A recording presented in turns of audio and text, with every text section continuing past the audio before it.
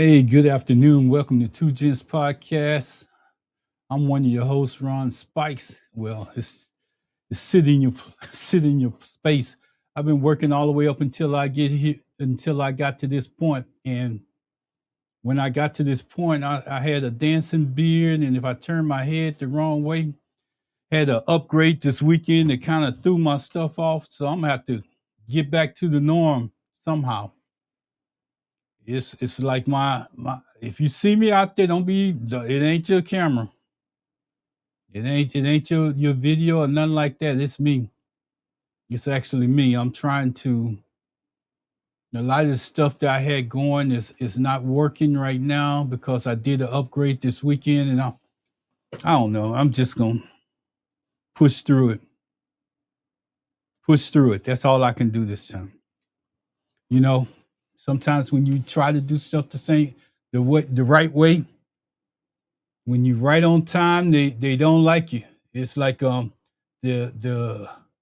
what do they call it? I ain't even in the frame for Instagram. It's like my image is fading out. So I'm just gonna work with it, bear with whatever I got, and go with it because I'm here by myself. And today's a little bit different. A lot of people look at the show and they look at me and they say, "Oh man, he really got it going on. He did all of this stuff and he did that."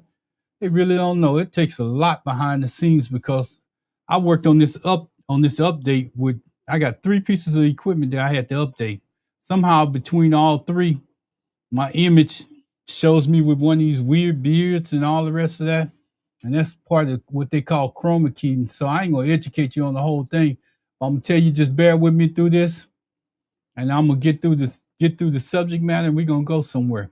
One of the things that really got me started on this and got me started today was I was looking. I had always text this couple named the Glovers. Her husband is named Danny Glover, and I always text them. They both are horse people. As a matter of fact, you heard me bragging on them talking about when they had their wedding and they did it on the back of horses. And people see those horses, and that's one thing I can say ever since I've been in this. People see horses on the day of the trail ride. People see horses on the day of the rodeo. People see horses on the street. But people never realize how much work goes into that. People don't never realize that Danny texted me this morning. He said, "Man, I'm out here cutting the back pasture." You know, his back pasture is probably like 10 times what my lawn is in my yard. And those people put in that work and they do it constantly.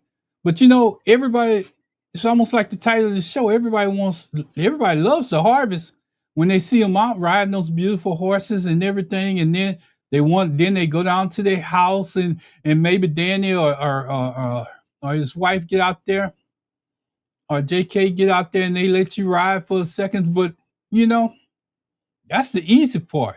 They had to go out there and saddle them horses up, make sure they was watered, make sure they was in good health, feed them all the rest of the time, and bring them out. And you was on a part of the harvest.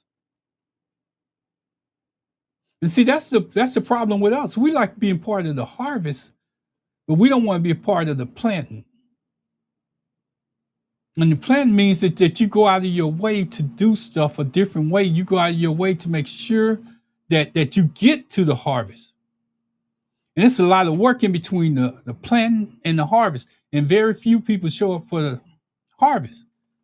And I'll take it another way so you can truly try to understand what I'm saying when I say this, because you'll see a young man or a young lady go out there and they could be a doctor, a lawyer, a basketball player, or whatever. And their parents didn't sacrifice everything that they got. They didn't put up everything. They didn't stayed up nights when this child had an earache, ear infections, and ran this child here and there and fro to different places. But here a person show up in the harvest and they want to nullify everything that's been happening. No. You have to realize that there was some seeds planted. Those parents made some sacrifices in their life for that young man or young lady that you see where they're at, whether they're a doctor, lawyer, or they're a basketball player, football player, whatever they are, a volleyball player, what's great swimmer or whatever. You're there doing the harvest. And you think that the seeding don't count. No, no, no. That's not the way it works. See, because even normal parents, when they have kids, they're up late nights. They were the ones that was changing those diapers. They was the ones that was feeding those kids. Now you want to show up during the harvest. And let me so I can make sure everybody understand me, because I don't want to leave nobody out in this explanation of showing up during the harvest, but few was there during the seed planting. See, sometimes you hear black people get on the radio on the radio and media and stuff like that. You hear young black men talk about, well, my mother was there. Well, you're starting to see some others come out there and say, well, my mother was there for me. See, that's the planting.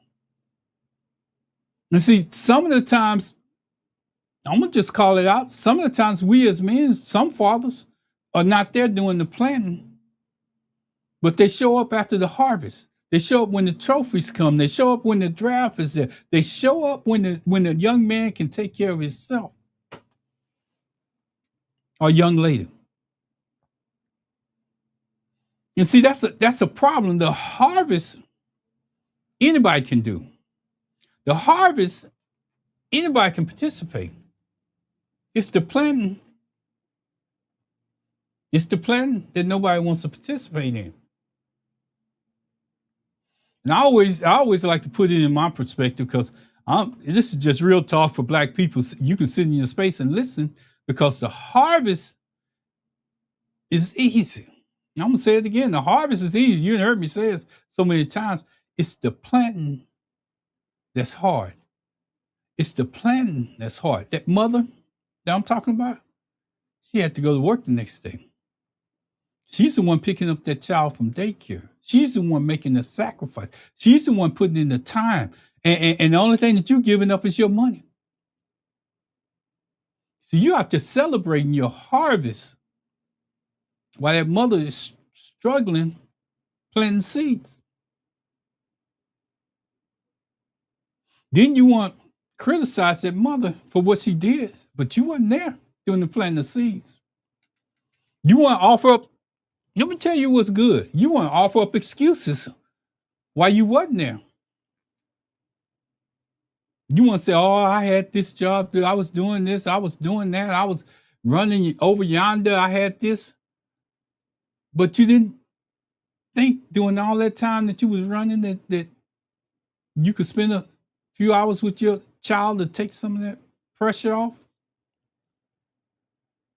I know everybody ain't gonna like this, because you have these alpha males running around talking about I'm this, I'm that, and they beating their chest, but they got 10 baby mamas out there, and they think the only thing they have to do is drop off a check. I ain't gonna even take it that far. You could have one dad that's out there running around talking about how good a father he is, and the only thing he's doing is dropping off a check, picking up every 2 weeks. So you can enjoy the harvest. The harvest is easy. When a child then went through school, they got to a point where they can take care of themselves, and you see them about to become something, now you want to come in doing the harvest. Not be there doing the planting. This message has sit on my heart for a while. Some truths grow louder when life gets quiet. Today is a truth, and it's simply undeniable. Everyone enjoys the harvest. Few are there for the planting. And that's what this is about. I'm going to just tell you, you saw the title. You know what it's about. You know what the reason why I'm here. And as I look over to check my screen, because I want to make sure that I'm not disappearing in too many spots on this screen, because I got to get it taken care of by tomorrow. Everyone celebrates the harvest. People admire fruit on the trees. They applaud success. They come running up there. Ooh, man, I'm glad that you did that. But the person that probably did it sitting there, not saying a word, just being quiet, saying in their mind, I know this MF didn't do this. I'm just saying. Because that's exactly what I would be saying. And here's the other part. It's two parts to that. I'm glad I brought that. I'm glad that it crossed my mind, because here's the other part I want to tell you about. You got stepfathers and stepmothers that step in when the other person steps out. And they're doing the planting. But you want to come in doing the harvest and get benefits. See, the harvest person doesn't have to tell that person no. The harvest person never had to deal with, I'm out here, I'm out here, I'm doing this, and dealing with the back talk and all the rest of that. See, that's part of the planning. I noticed that too. They know they want the recognition, but few participate in the planning. The planning is where the faith lives. It's where work is unseen, the work that goes behind the scene, the work that stands up, the work that gets up every day, cooking a breakfast, a lunch, and a dinner, the going to work, meeting the needs, and still coming home, picking up that young person that can't do for themselves. Then they call you every once in a while, maybe when they get in a tight, and the first thing you say is, well, I can't do it. You should have told me early. Well, you was part of the plan. I'm gonna say it again. You were part of the plan. I got people that text me in the background when I'm on this air, so I have to check, because sometimes I say something that resonates with them too. So you were part of the plan, but you don't want to be a part of the harvest. No, and I want you to understand what I just got through saying. Somebody gonna get there in a little bit. It's where you work unseen. That's the plan. It's where the sacrifice feels lonely. That's the plan. It's where the effort has been silenced. Because a harvest person wants to show what all they put into the picture. The harvest person is them coaches out there. They don't know where that young man came from, or that young woman came from, or what they went through just to get there. The sacrifices that parents, if I say parents, I mean parents, made to get them to that point. You are the coach. You want to be part of the harvest. And tell them parents to go kick them to the curb. Well, that's not the way life works. It's like JK now. I just got through talking about JK and Danny.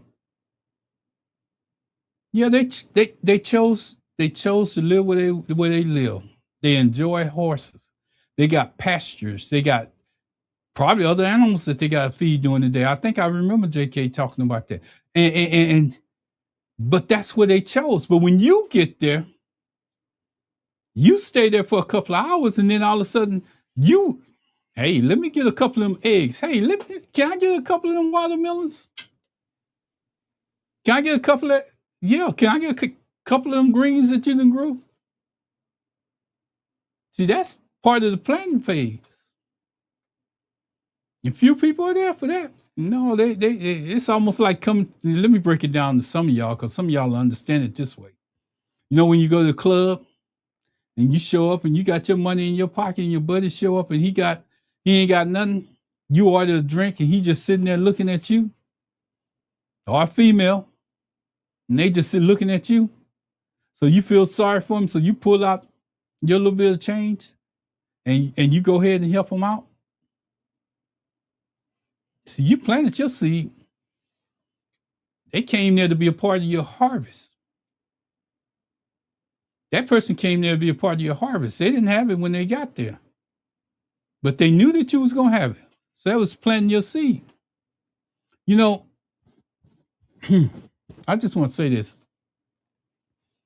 A seed starts its life hidden beneath the soil, quiet, buried beneath the soil. No one congratulates the seed.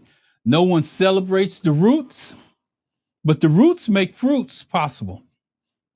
And the roots grow in darkness. They continue to grow. They don't just grow in the light in the daylight. They grow in the darkness. They need to be watered. They need to be nurtured. They need to go. Somebody need to go out there and make sure that if they get too much sun, to put something over the top of them to keep them growing. No different than in life, No different than in life. Somebody had to take those kids to a court. Somebody had to take those kids to a recital or something, a debate or something. Somebody had to put them through college. Those scholarships don't cover everything. But then you want to come along afterward and grab them up. And while you grabbing them up, guess what? That sacrifice ain't go unnoticed. And then you wonder how come they get up there and the first thing they say is, I want to thank my mom. I want to thank God first. And then I want to thank my mom and dad. That's the reason why. Because they know the people who actually sacrifice the most. So you taught them how to run, jump, and leap. But the parents taught them how to eat, get cleaned up, clean up their room, bought them games, spend Christmas times with them, spend all those holidays with them during the year, and all the rest of that. And when you let them go, because your school is over and you're going home on vacation for the holidays, they're going back to that.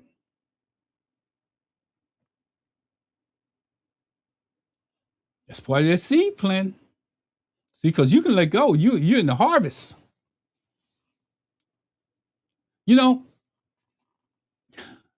People just think that you just think that some celebrities sincerely, let me just say this. I want to make sure it comes out right because I'm using the wrong word. Some celebrate sincerely with you.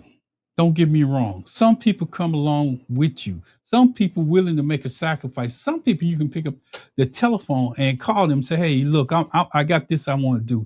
Can I just leave? Can I leave my kid here? Can I entrust you with something so I can go do something else that probably that I need to do by myself to help them?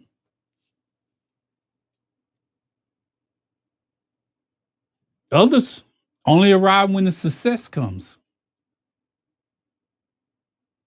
Nothing wrong with welcoming people into it.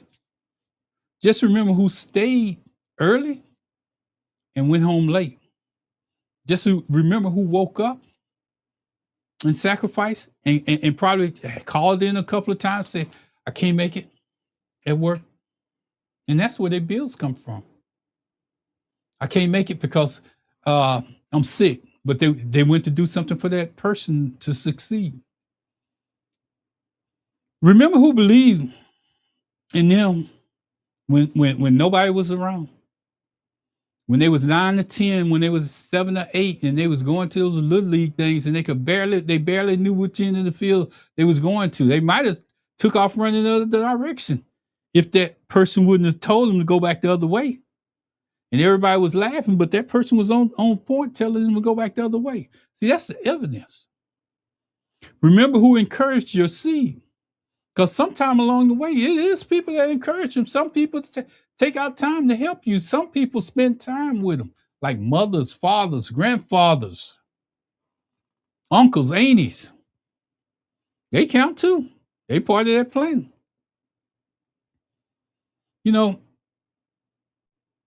Martin Luther King, now I'm going to go here. Martin Luther King was criticized early, watched and pressured, misunderstood. They quote him now widely. They quote him everywhere. They know his words. But they question when it cost. They questioned during the planning. Everything that he was doing, they questioned it. Now I'm telling you, I'm answering, I'm looking at my phone because I don't know who's texting me in the background because I can't get comments on the screen sometimes. But see, sometimes it's only one person out there actually putting in the work. And Dr. Martin Luther King had a vision that he was putting in, but not everybody was on board. Even his own people, even his own church people, even his own church members were not on board with him at first. But look at them now. They all swear that they was right there. They can tell you on the day that he got shot, I was right there. But not all of them were. Not all of them were. Muhammad Ali stood on his convictions. He lost his title, lost a career, lost favor with the people, went to jail. Went to jail because of what he believed in. He didn't want to go to war. He didn't see no reason to go to war, fight for a country that wasn't fighting for him. He didn't see a reason to go to war when those people, he said those people didn't do anything to him. Before he died, they honored him. They say he was courageous. They gave him all that. They personified him. People loved his legacy, but not the sacrifice. Harriet Tubman kept returning back. Freedom required faith over proof. Not everyone followed the path. Not everyone. Not everyone. The Montgomery Bus Boycott began uncertain. People walked miles daily. No guarantee change will come. Many joined after the momentum. Early participation required sacrifice. Late participation required agreement. Silence is loud in the beginnings. Support grows loud in the end. I'm not going to be here too long today. I just want to get out here and I just want to touch some bases and make some points and let you know. The heart of it, visibility creates supporters. Vision requires true believers. That means that you don't see the end vision. You haven't seen the harvest, but you still investing. Crowds gather around confirmation. Few stand beside uncertainty. Some didn't even miss your potential. I know you say, well, what good is that? It's like a father that knew he was 6, 7, and he saw you growing up, and he saw what you was doing, but he chose not to participate. A mother, same way, chose not to participate. They didn't miss your potential. They knew it was going to come, but they didn't want to participate in the plan. They just didn't want to invest in the early. They didn't want to invest early. That was too much of their time. They had this to do. They was popping fans. They was going out drinking and doing all the rest. They was hanging out with their buddies, going different places, traveling around the world. But they didn't have time to make an investment. But they show up during the harvest. Late support borrows crowd confidence. You know, the people that's sitting in the stands or the people that's sitting around you. The mothers and fathers says, "Oh man, your son and daughter's a lawyer. Look at them now. Look at what they're doing." But they don't remember when you was telling that little nappy-head sucker to go in there and brush his teeth, wash his face, pick up a book, get off that TV, threaten to throw out all his clothes and his games and all the rest of that. They don't remember that part because it wasn't there. Planting season exposes motives. A lot of people see your child after they enter the harvest, and they got motives. They want to join in. It reveals loyalty. You know, not everybody wants to be there. You know, and loyalty comes when the planting of the seeds are going in place. Loyalty comes when that child is hurt or something doing that activity or something that they're doing, and then they have to come back home to that place where it was planted. It reveals alignment deeply. It reveals who truly is with you. Let me just say this because I had this in the back of my mind this morning, and I'm gonna talk to some adults here. I'm gonna talk to some adults. I'm gonna say it like this: some love fruits, not roots, because it wasn't there doing the planting. I'm gonna explain that to you. If you got any little kids listening to you right now, tell them to step out for a minute. Because this is what I'm gonna tell grown folks. You know, when the harvest comes around and they see what your child did or they see what's been accomplished, they want to swing something at them. They want to bat 100. I mean, bat as in other terms. Or they want to squeeze. They got certain muscles that they work on that they tighten up, and they get your son and they tighten up on him. Oh, they trying to make him forget about his roots because they don't want him to remember that he got there. That he got there through his mother and father. And see, you have to watch people at some certain point in your time and in your life because they'll come in and they'll be on they'll be on your side talking about the father. They don't know him. They'll be on his side talking about you. They don't know you.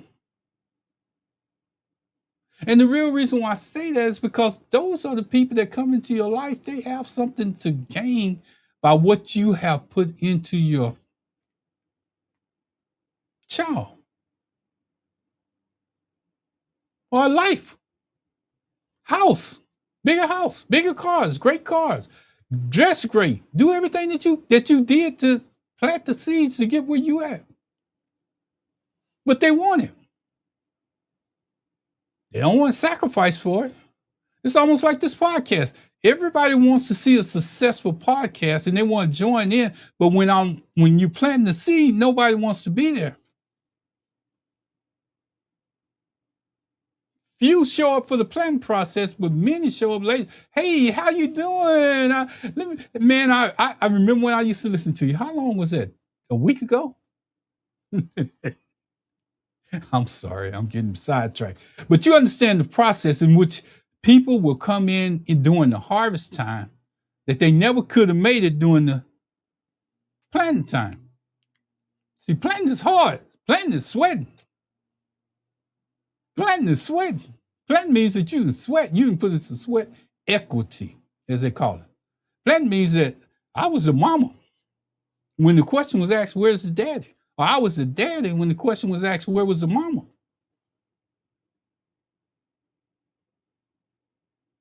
Remember that harvest I told you about? It's the difference between harvest and planting. Sometimes I want you to think about this seed because sometimes God hides you intentionally for seasons. And in that season, he's building strength in you. It's buried seasons build character. Quiet seasons build endurance. Because see, when I say that quiet seasons build endurance, let me explain that because you put in your work, those that did, while that child was up and about. When you got time to rest, that's where your endurance was built at. When you got time to rest, that's where your endurance was. Your endurance, I'm sorry. Your endurance, not nobody else's. And see, the real reason why I say sometimes God hides you intentionally, because he know if he exposes that seed too early or allow that seed to sprout out of the ground too early, you was going to get into the harvest stage. Harvest. You see, all stages of growth is not ready for the harvest. I'm going to say that again. All stages of growth are not ready for the harvest. What if they came in too early before you had finished your job of doing what you wanted to do, and they came in and then your child only sees the harvest because now somebody comes in and they're part of the harvest and they're able to do a little bit more for your child than what you were able to do, and your child forgets about that planted seed. See, I'm going somewhere with this. Somebody's going to figure it out eventually because that person comes in too early in the harvest, and now they're taking credit for all that you did, but they forget that it was a mama and daddy back there. They forget that it was a mama and daddy, and they say, "Oh, I got there early. I got there early." No, I've been knowing that child. No, you know that child, but I've been knowing them since day one. I've been changing diapers. I've been going to the store buying milk. I've been going to the store working. I've been going to the store providing for that child. But see, you got there too early in the harvest, so you want to take credit for some stuff that you didn't even do. Somebody gonna get there. Somebody gonna get there. You know, I'm gonna go here. I'm moving kind of fast today because I need to get. This is a lot of information I'm trying to put out. If you are planning right now, feeling slow, quiet, unseen, you're not behind the day. You're not forgotten here. You're not failing. You're being rooted so deep, and the roots are taking real time. They're running so deep in the ground that they can't move you. Out of all the harvests that I got through telling you about, and all the people that's going to show up in the harvest, when your roots run deep, they can't move you. And God sets you up for your roots to run deep, where it's nothing that nobody can come in that child's life. You know, I have to do an example because it's almost like you can see a child grow from 3 or 4 feet, where a mother could walk up there and slap that child across their head, and it doesn't, that child will cry or whatever to get them in line, so the police don't have to get them in line. But see, let me tell you something about a child. A child can grow up to be 6'7", 6'6", whatever you want him to be. But if a root runs deep, that child more afraid of you coming up there slapping him across his head than he is about his height or anything. That's why a mother that stands 5'2" can tell a 6'5" child, "I'll come up there and see," because that root is deep. And that child knows that person really doesn't want to do that because they love them so much, but that child has messed up so bad that that's what they're resorting to try to correct the actions.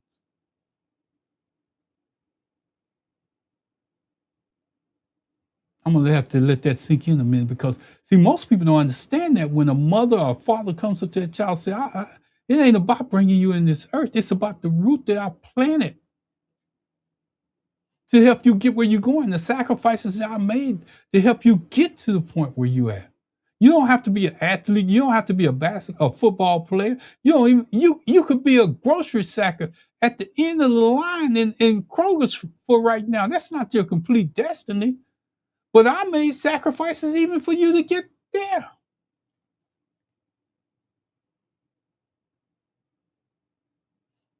So you need to understand when that mother, that father say something like that, they ain't trying to hurt that child. And that child, trust me, that child not even afraid of the lick. But what that child is saying, "I respect you enough that I don't want to be put in that position. I remember what you did for me to get here." See, I see these children on the internet talking all the time. I see them talking back and forth to their parents and going through all this cutting up and all the rest of that. But you know what? I heard Shaquille O'Neal say this. "I don't care what was said in my house." And I'm going to extend this a little bit further so you can understand. His stepfather raised him. His stepfather was a military guy. He called him Sarge, I think. He said, "Whatever Sarge said is what I did." His mama was part of that bringing up, that guidance, that planting. But that stepfather was part of that seed, that planting too. He said he didn't care. He didn't care who he was or how big he had got. He still respected that man because those roots ran deep. And let me do a Byron Glass moment, because I want to tell you something that Byron would come out and tell me right now. Byron would tell me, "Hey, Ron, are you saying that the only way that a family can be strong is if there's a husband and wife and the same blood and everything?" No, I'm not saying that. No, that's not what I'm saying. I'm saying that your root is planted deep. Doesn't matter who the people are. Just know who was there during the hard times and who was there to help you get there. Put in the work, so to speak, as you young people say. The people that put in the work deserve a voice too. Let me share something with you. If God trusted you with the seed, He already planned for your harvest. Mm. I know some people don't get this. If God trusted you with the seed, it takes a village to raise a child. He's already planned for the harvest. See, what a child is today, as I mentioned at the end of that line sacking groceries, is not where he's going to finish. See, not everybody goes on to be basketball players. Not everybody goes on to be lawyers. Not everybody goes on to be what we call successful people in life. What they get titles for are broadcasters, anything else that you can think that some people just go on to be engineers. Some people just go on to be good workers. Some people just go on to retire from a job that they worked for years. They ain't any less than anybody else that's out there. They're not any less. I went out there and you go to work. I went out there just like anybody else. I went to work. And if that didn't work, I moved on. If that didn't work, I moved on. I finally found something that drew my interest enough for me to stay long enough to get a retirement.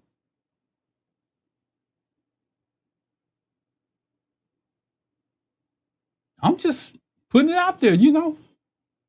It ain't about what title's in front of your name by the time it's over with. It's about what you did with what you had at the time. And being a father and a mother is the same thing. Everybody wants to come to the harvest. Everybody wants to be a part of the harvest. No one wants to be part of the planting. Remember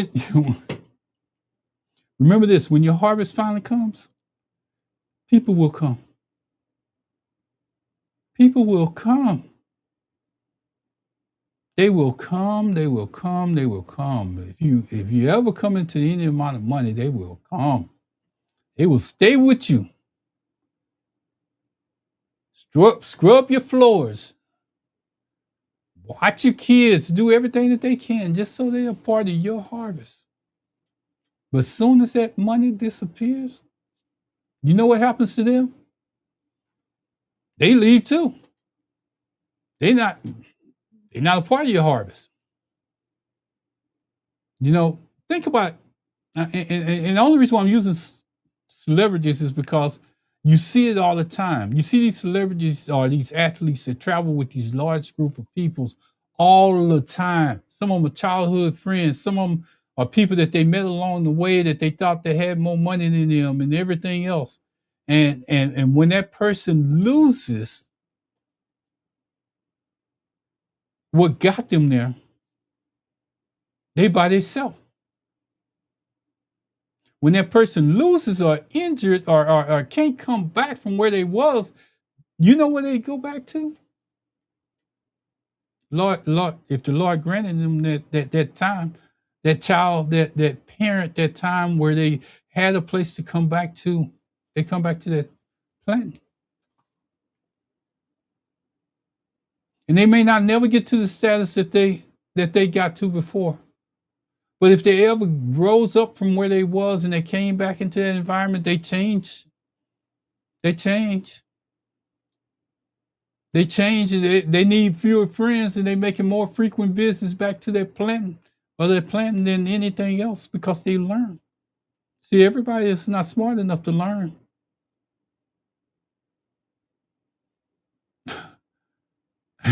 they get they, they learn how to celebrate different.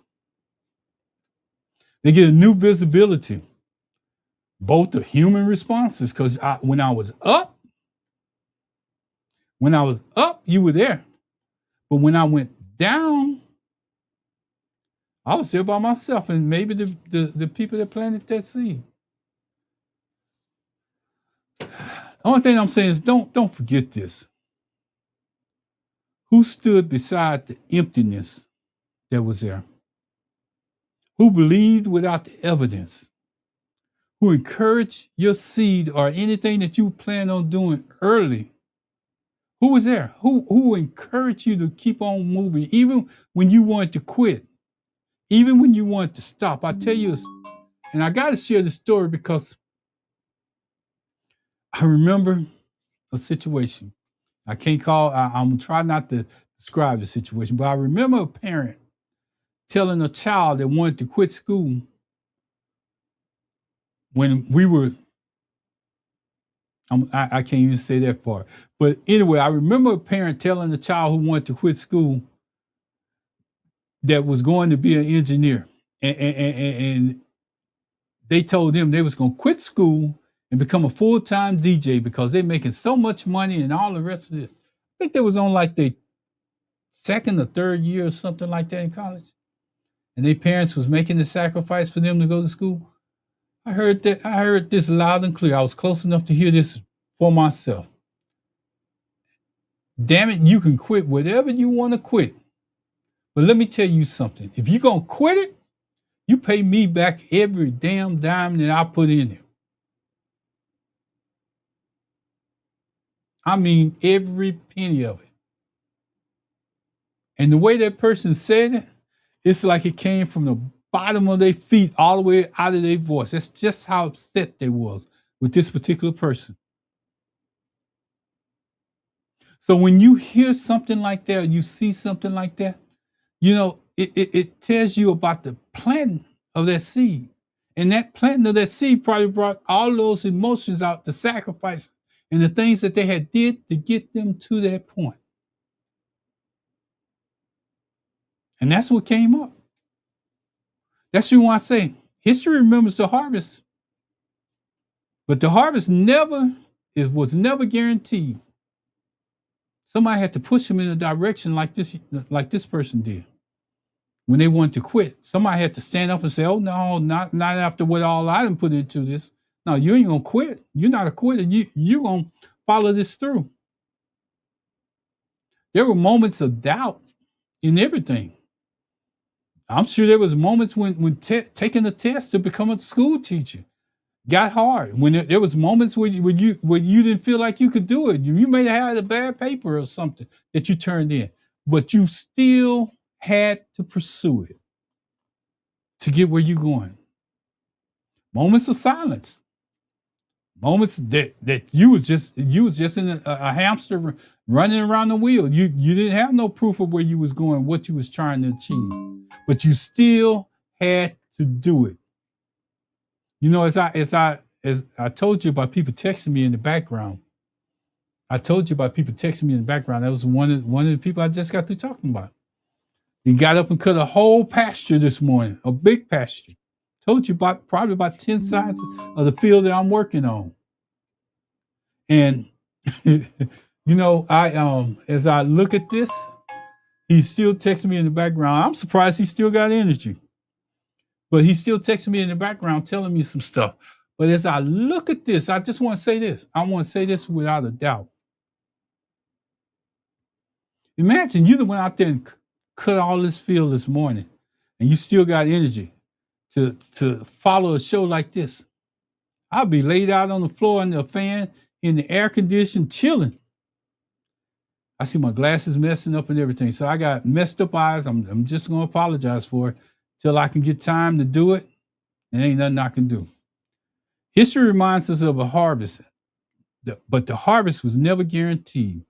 There were moments of doubt, moments of silence. And I'm going to tell you, Moments of no proof. I'm going to say that again. I want to make sure I get this out. Some stayed during the uncertainty.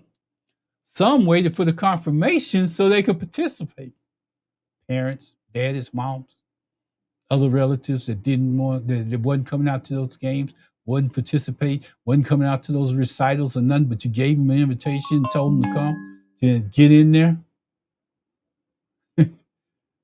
You know, some of them don't get it until it's too late. But they celebrate the harvest fully with you. But never confuse the late arrivals with the few that endure. Never. Everyone loves the harvest. Few stay for the planting. And I told you, I'm not going to be out here today that long. And I mean that. I'm not going to be out here today too long, because I think I made my point, you know. Everyone loves the harvest. Few are there for the seed, planting the seed.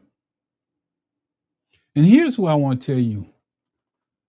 The planting season is not punishment. It's preparation. It's shaping you quietly. It's strengthening, it's giving you your strength. Remember those deep roots I was telling you about? It's making those roots run deeper. Have you ever seen somebody come there and cut down the tree? And they go to dig up the tree, and they almost have to dig up the whole front yard, and then you have to get dirt to fill in that hole because the roots ran so deep. That's what it's doing. It's making you that planted in the ground. It's strengthening you deeply. And when your harvest comes, you'll know it. You'll know it. Exactly who stood with you. You'll know those people that stood with you. You will. And you'll know who to put in your circle and who to take out of your circle. You'll know exactly who you have become. Because believe it or not, you're the one that's at 5'2". I know most people ain't 5'2", but you're the one that at strength that can go up to a 6'5" guy, young man, and slap him across his head and tell him to come on, let's go, in a group of his friends. Because your roots are so deep in that person, in that child, even a young lady. Come on, let's go. I don't care. Let's go. It's time to go. Because you implanted that root so deep. They know that the sacrifices that you made was greater than anybody that was around them. And it even, let me put a caveat on this. Even if you think they don't understand it right now, give them a little while. Whatever they have problems with you, they're going to come back. And they're going to realize who was there. And they're going to say, you know what? I think some people put this curse on their kids. I really do. I think some people put this curse on their kids because their kids were so rowdy that they say, I pray, I hope that you have a child just like you someday, so you can understand what I've been through. You know what? This has been sitting in your space, growing your season. Your harvest is coming. Don't ever let nobody tell you your harvest ain't coming. Because if you plant it and you nurture it and you water it and you keep going, it's going to come. I think about this story that I don't know if it's in the Bible or if I read it, and I don't want to say that it's not. You know, when I think about it, I'm going to tell you my version. It was this person that walked along this path. They was going to their garden planting. They had seeds and water. They would walk along there with seeds and water, just along the path, all the way to the garden. Put their seeds out, go back and get water. They're walking, so you know it's going to spill everywhere. It's going to spill everywhere, and they're going to get to their garden. They're going to pour that water out and measure and all of that. And that's the seeds that they're growing. Till one day, they going down that same path, and they looking to the left and right. The flowers along that path are probably prettier than the ones that they got in that garden over there. That's that planting. That's that planting. That's that taking that time. You wasn't paying attention to what you was doing along the way. You wasn't paying attention to what you were teaching other people along the way, but you were planted, you were steadfast on that garden growing. You were steadfast. So that means that sometimes, even in the planting season, you're still growing along the path. You never know how many people paying attention to you. You never know how many people are cheering you on. You never know how many people want to be where you at. But you kept moving. You kept growing. With that being said, I just want to do this real quick because I think I'm going to get out of here on time today. I want to say thank God, thank God, thank God. I hope you enjoyed every minute of it, every minute of this show. And to Danny, I know you sweat, man. I seen the effort that you put in out there in that pasture. I know JK is saying thank you because I know sometimes she's out there in that same pasture with you, cutting that grass. So I just want to say thank you, Danny and JK, for listening in. Cheryl, you know I'm always a big fan. Anybody else that's out there listening in, I just want to tell you thank you. I just try to share information and sit in your space. This is called Just Real Talk for Black people. And you can sit in your space and let me get out of the way. Let me see your mom. Let me get out of the way. Sit in your space and listen to me. It don't cost you nothing. Now, I already said it. Now I'm going to say it one more time because I want to make sure that you understand what I'm saying when I say it. Thank God. Thank God. Thank God. I'll see y'all. Y'all take care. Have a good one. Enjoy the rest of your day. Enjoy the rest of your week. Enjoy the rest of your time, whatever you may have going. And please excuse the look like my mustache growing right in front of your eyes. Look like my glasses have a, I don't know. But anyway, just know I get it corrected. Thank you. Bye-bye.